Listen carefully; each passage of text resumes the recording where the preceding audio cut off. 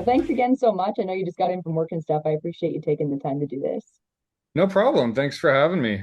Of course. I wanted to start off by congratulating you. Spotify Wrapped Apple Replay hit this morning, and I saw so many people included you on theirs. Wow, thank you. Yeah, that means a lot. It's been crazy, dude. The growth this year has been wild. I'm really stoked that people are listening and that I'm on people's Spotify Wrapped in general is just crazy to me. So yeah, I appreciate that. It's really cool. You kind of carved your own lane with the style of music that you create. I feel like it's super unique. The first time I saw you on my page, I was just so refreshed by it. So how did you kind of kick things off? Like, how did you realize you had a knack to do this? First of all, thank you. And I've always been someone that like does impressions, like growing up, I'd imitate friends and teachers and whoever. And I played music my whole life too, and I never thought to combine them in any way. On the Deftones album Ohms, there's a song called Error, and on that song, there's a riff, and it's literally the immigrant song riff, the down, down, down, down, down, down, down. And when I heard that, I love the song. I was like, huh, I wonder what it would sound like if I did that, but it was Chino Marino singing immigrant song over it. So that was the first one that I ever did. It didn't like blow up or anything, but I just really enjoyed it. And so I started doing more. That's kind of how me doing that started. I guess it would have made sense that I would have started doing musical impressions. Because people that know me in my personal life, they know that I always imitate people. But yeah, it just randomly a few years ago just started doing it. That's kind of how it happened. And yeah, here we are. Correct me if I'm wrong on this. You record all of your instruments with the exception for sampled drums? Yeah, That's I do. insane. Thanks. I do my best to make it sound good enough to be palatable, I do my best. I appreciate it. Yeah. And he's modest. Okay, so you said you played your whole life.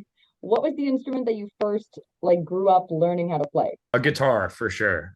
My mom and her sisters are all singers. My grandpa on that side was a singer.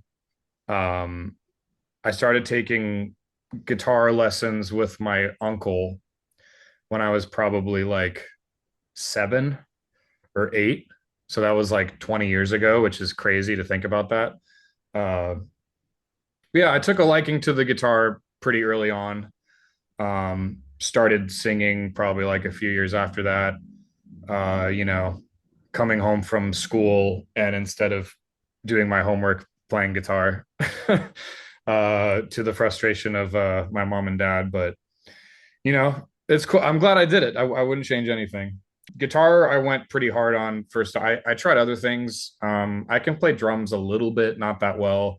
I tried to play saxophone when I Me was in like too. third grade. What's that? I said I tried the saxophone too. It was a Yeah, no-go. it's hard. Yeah, I was like, you know what, this sucks, and I went back to guitar.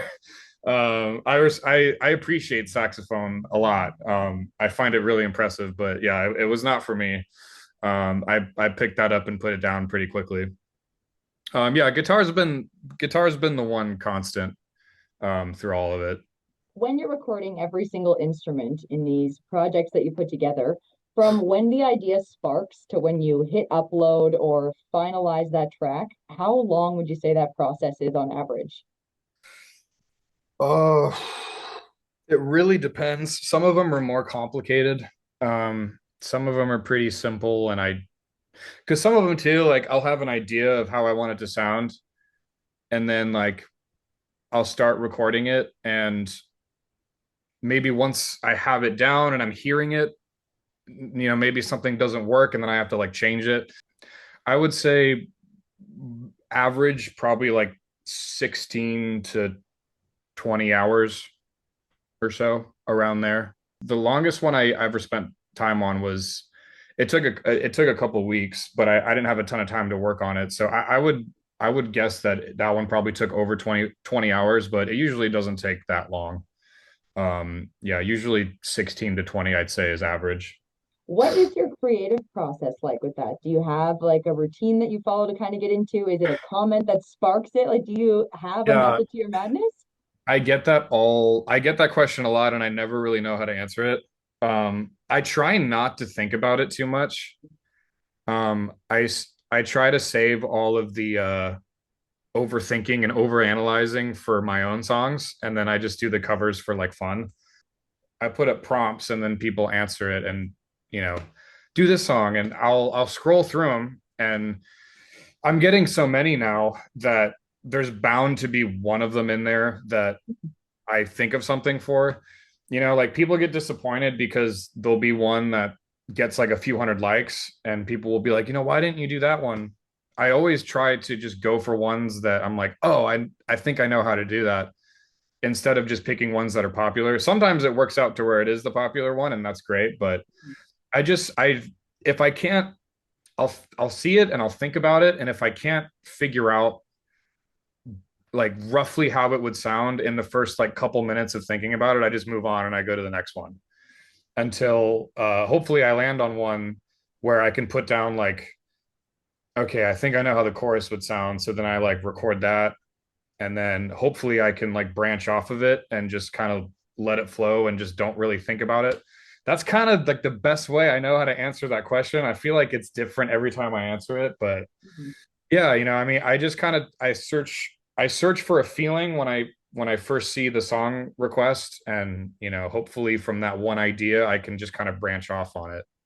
You don't want to Frankenstein something either. If this is like your fun outlet, then you don't want to overdo it and overthink it. That would make it like a chore to do. Yeah, right. Yeah, exactly. I try to keep it fun. I try to keep it like something that's kind of stress free. Like if I'm ever there have been certain ones that I've started and I don't really, it was one of those situations where I was like, I don't think this is really working. And I kind of sat on it for a bit and I was just like stressing out over it. And I was just like, okay, this is not supposed to be stressful. It's supposed to be fun. So if that's the case, then you just need to move on and just do a different video. So that's whenever that happens, that's just kind of my mindset. I'm like, okay, I need to just find something that like flows, that's fun, that I'm like, oh, I can't wait to put this up because it's so funny or whatever. So I actually opened it up and asked questions from listeners and on my Instagram and things like that. And the one that I Oh, thought was okay. really great that I'd love to hear your answer for was Jonathan asked, who was the hardest vocalist to nail, to feel like you like nailed it? Was there anyone that was like, particularly tough? There's been, I would say that that's a good question because I feel like there's different answers for different reasons. I've gotten asked, like how I sound like so many people, and it's really like all the elements of the music and the mixing and like the arrangement, like all of it together and like recording techniques that like make it sound like it and give you the illusion. Like I feel like for most of the singers I do, not all of them, I think some of them I do pretty well, but I think most of them, like if I just do it a cappella, I don't really think it sounds like it that much. Like I feel like I need all of the elements there to really give you like the illusion. I would say like for just a straight up like no music, nothing else, just my voice. The hardest one might be Jonathan Davis. I feel like I do a lot of takes for that. And like I'll try to imitate certain vowel shapes he does. And I might like nail them for the whole take. And then for like one word, it just doesn't sound quite right. And I have to do the whole thing again. That's different than doing uh like Chino Moreno, where it's just like moaning and then like soaking it in chorus, and like that's all I got to do, and then there you go, there's Chino. I think Jonathan Davis probably is the toughest one. I think I probably spend the most time trying to get like the right takes for the corn stuff. I loved the Oops, I Did It Again corn style. That one was Thanks, my favorites. thanks, Yeah, you're welcome. appreciate Um, it.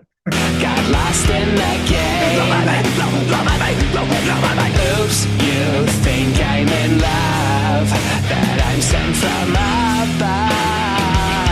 I'm not that innocent. I want to talk about the success you've had over the last couple of years? Because I think I saw you posted 2022 was the first time you uploaded one of these videos, right? On the channels that I have now, like I I did have different accounts just under my real name, Zach Maclachlan, that I did. That was when I did the Led Zeppelin one. I wasn't doing it like consistently. 2022 is when I started like was when I made like my new channel and I started doing them consistently and like taking it really seriously. I creeped you today and I see that you are wicked close to 1 million on your TikTok Yeah, and getting I up there am. on your Instagram too. So first of all, rightfully so, congratulations. But Thanks. how has that felt to have that significant of a blow up in like 2 years? That's got to feel insane. It is insane. I don't even really think it's just it's been really fast, but it's also been really gradual, you know? So, um, and it's really just like once I get a video that really like pops off and goes like crazy viral, that's when you see it jump a lot. It's been crazy, you know, like I know people that are, crazy talented that have worked a long time that, it takes them a long time to get to that sort of audience. So it's been really weird but really cool. And it's hard to feel sometimes like, why is the universe like selecting me to have this opportunity? I don't know, man. It's been it's been really cool interacting with so many people that like 90s and 2000s stuff, which is kind of like I feel like the niche I've sort of captured. And it's been a great experience, and it's been something I've been able to turn into a job, which is awesome. You plan on making it your full-time job eventually? Well, I really love making videos, but it's not something that I ever really set out to do, you know? Mhm. What I want to do, like what I would feel the most fulfilled in doing is like having a band, playing my own songs and like touring and like kind of be known for that. Mhm. I never set out to be like a YouTuber or anything. It just kind of happened that way. I would rather be doing this as a job than anything else I've ever done. Mhm. But for me to be fully, fulfilled by music, it would have to be in a capacity where I'm kind of, in my own band and playing my own stuff, and maybe like during the sets, like throw out a couple songs from videos that have been like really popular. Yeah. I don't think the videos will ever be truly out of what I'm doing, and I don't want them to ever be fully out of it. Like it's fun, but my ultimate goal is not to do the videos specifically full time. That actually leads me into my next question. I was going to ask if you were planning on sort of pursuing your original music a little bit more and if you had some stuff in the works there to kind of get the wheels rolling on that. Because now you have a platform. Like that's the great thing about the blow up and becoming the YouTuber, as you said, is like people know who you are now and they're hungry for your stuff. I do have some songs I'm working on. The biggest reason why I take so long putting them out is because you know I'm I think like the way that I have them, they're all pretty much like done, but the way that they're at now, it's just me like messing around on my computer. Like that's how I make them. I really want to actually like work with a producer, like in a Mhm. studio, and like have them be like really professional quality. I think that if you have a really good song, it can really it can really lessen people's initial reaction to it if it's not like the best sounding it can possibly be. Yeah. And that's really what I want for them. And I'm hopefully like, I'm not announcing anything, but I'm talking to a guy right now who's trying to get me in with some like big producers in the rock scene. I'm really hoping that goes through. We'll see. It's a huge maybe. Mhm. Um, but I think I have like 6 or 7 songs that are done. It's just a matter of like, am I going to be able to like get into a studio and get them re-recorded and sounding way better than I ever could, or do I just kind of like go, okay, I'm going to put them out in the state that they're at. I'm kind of in this weird on the fence position with those two possibilities right now. But yeah, the short answer is yes. I do have a lot of music that I want to put out. It's just a matter of when and if I can do it the way that I want to. Well, truth be told, I wouldn't have been able to tell that you weren't in a studio with a big fancy producer for the solo stuff that I've heard. Like it sounds really good. Um, Thanks. do I you appreciate have it. any musicians in mind for who you'd like in terms of like other instruments in your group, whether it's just for touring or for recording, or do you think you'd go like hired guns for that and record the stuff yourself? What do you think? There, like, I have friends like back home, in Sacramento that I would love to have play with me. Mhm. Some of them have like families now and stuff, so it's not really. It's very unlikely that that would ever happen. That would be my ideal choice, but I'm hoping that I'm not sure if I'm moving to Nashville or Los Angeles yet. I haven't really decided. But wherever I go, I'm gonna have to just kind of like shop around, and I want to have a group that's, you know, that I'm playing with all the time that I can have a relationship with. Mhm. I don't really want to play with different people all the time. I really, because I was in bands, when I was a teenager, and I really value that camaraderie with shows and the collaboration, the collaborative aspects, like with the music. I really value that sort of thing. So I would definitely love to have a band that's just set, like that's who I always play with. I I really don't want to like record stuff myself. I You really don't want don't. to Dave Grohl the whole record? I really don't. It's so much work, dude. And it's like and like, I you said that you think it sounds good and I appreciate that, but I know that like it would take my music to the next level if I actually was in there with someone that's like an expert and has been doing it for 30 years For and sure. actually has like a studio with like soundproofing and isn't just working off of like amp sims and is recording live drums and all that. Like that's what I want for my music, and I would not want to take on that responsibility myself. I just want to make stuff and show up and record it and that's it, and like drink a beer and that's all. Big moves literally for you coming up soon to either LA or Nashville, you said. What else Yeah. is coming up for you, career-wise, life-wise? The path I'm going to take with the originals, that's a big one. There's one video I'm working on right now that will probably be up on Friday. That'll be cool. I have no idea. It's kind of a fun thing to think about while I'm making this one. It's like, what am I going to do next? I have no idea. It's always an interesting thing to see where it goes every week. But yeah, other than that, I mean, just doing my videos, and like that's really it for the time being. Can you give us a sneak peek, little hint as to what Friday potentially is going to be? Oh yeah. It's a corn video. I haven't done one in a while. It is if Corn wrote Don't Trust Me by 303. Stop it right now. Oh my God, I can't wait to hear it. Thanks. Yeah, that'll go up on, I think it'll go up on Friday. I don't know what time. I don't have a set That's fine. schedule. I kind of just put them out when they're done. Yeah, that's Uh, okay. but yeah, I still got to do the vocals and film it, but it's sounding really good so far. It has kind of an Adidas vibe to it. All right. Do you have an Adidas tracksuit yet? I don't have the full get up. I just have the jacket I put on when I do the video. We got to get you the full get up going or something. That's awesome. Yeah, I just have the jacket. I need to get a matching bottom with it, but yeah, that one will be cool. It'll be fun. I haven't done a corn video in a while, so I'm hoping I'm hoping people like it.